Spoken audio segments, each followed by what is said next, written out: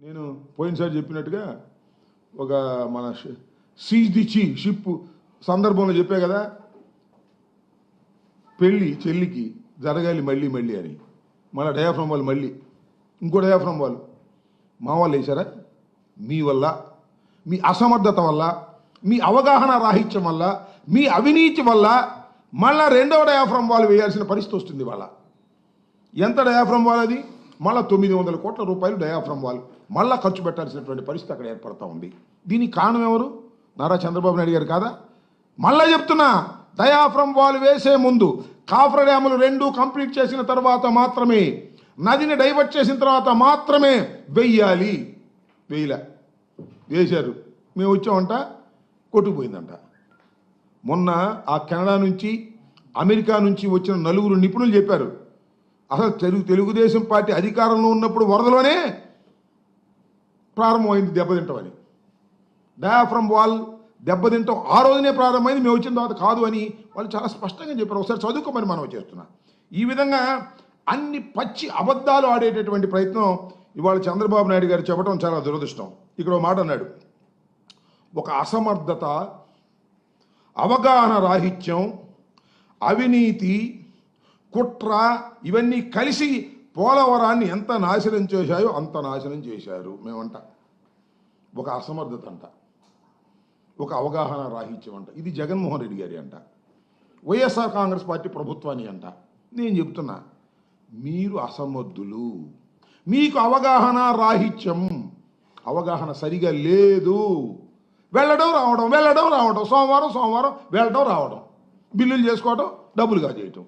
దేవినేని ఉమ గారు మీరు చేసింది అదేంటండి? చంద్రబాబు నాయుడు గారికి అవగాహన రాహిత్యం అంటారేంటి? చంద్రబాబు నాయుడు గారు అసమర్థత అంటారేంటి?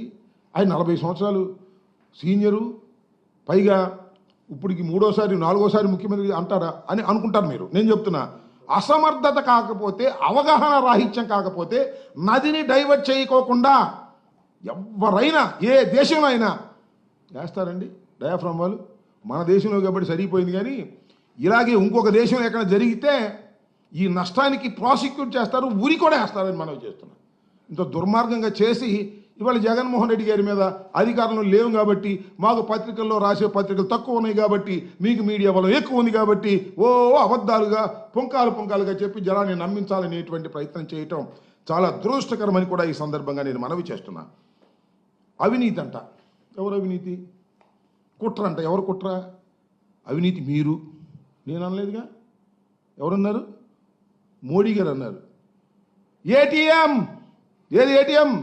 పోలవరం ఇది ఏటీఎం అని మీ ప్రధానమంత్రి గారే అన్నాడు.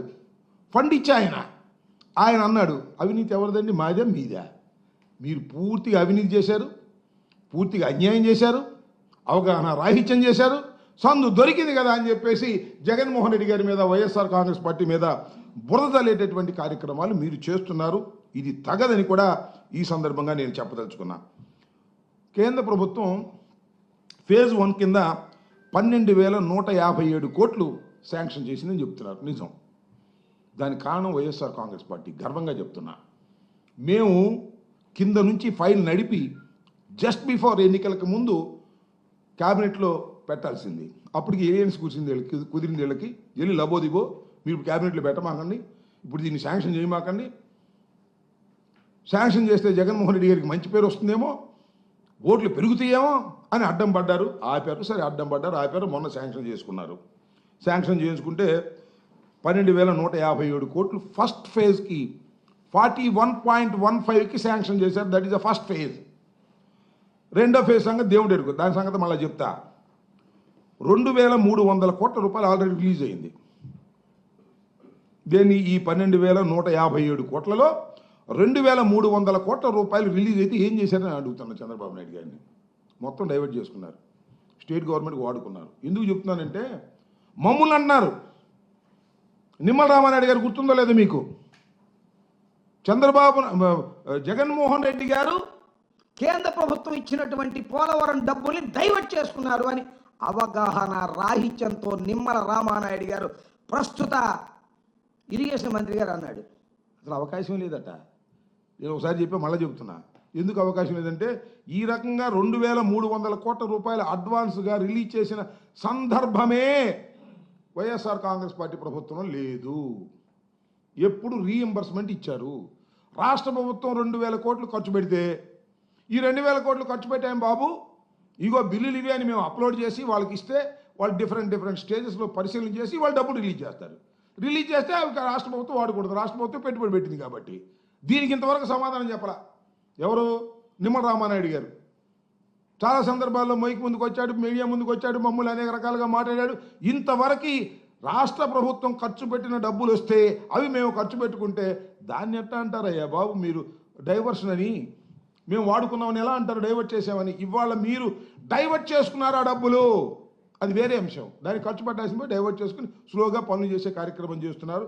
That is a different matter అని కూడా ఈ సందర్భంగా నేను మనవి చేస్తున్నాను. కాబట్టి చంద్రబాబు నాయుడు గారు ఇంకోటి కూడా ఇక్కడ చాలా కీలకమైన విషయం చెప్పేసరి ఆయన ఏదో 2027కి పూర్తి చేస్తాం, 2016కు పూర్తి అయిపోవాలి పనులన్నీ టార్గెట్ పెట్టారు. 72% పూర్తి అయితే మరి ఇన్నాళ్ళు ఎందుకు నాకు అర్థం కాలేదు. మా టైంలోనేమో మేమేం చేయలేదు అంటున్నాడు, మేము 3% చేస్తున్నాం అన్నాడు. ఏదో పిచ్చి లెక్కలు చెప్తున్నాడు. నేను మనవి చేస్తున్నాను, వైఎస్ఆర్ కాంగ్రెస్ పార్టీ అధికారంలో ఉన్నప్పుడు 3 సంవత్సరాల పాటు అసలు పనులు చేయడానికి వీలేని పరిస్థితులు ఉన్నాయి. తెలుసా మీకు? ఏంటది? కరోనా దొరకల కూలి. అయినా సరే మొత్తం నదిని డైవర్ట్ చేసి ప్రవాహాన్ని మళ్లించినటువంటి ఘనత వైఎస్ఆర్ కాంగ్రెస్ పార్టీ ప్రభుత్వానికి దక్కుతుందని కూడా ఈ సందర్భంగా నేను మనవి చేస్తున్నాను.